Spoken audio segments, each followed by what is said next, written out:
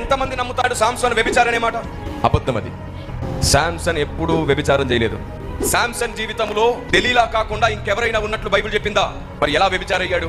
భార్య ఏమో విడిచిపెట్టి వెళ్ళిపోయింది. చాలా రోజుల తర్వాత తనని ఓదార్చడానికి, తనని ప్రేమ పంచుకోవడానికి ఇంకో వ్యక్తి తన జీవితంలోనికి వచ్చింది. ఇక తనే సర్వస్వం అనుకుని శాంసన్ బ్రతికాడు.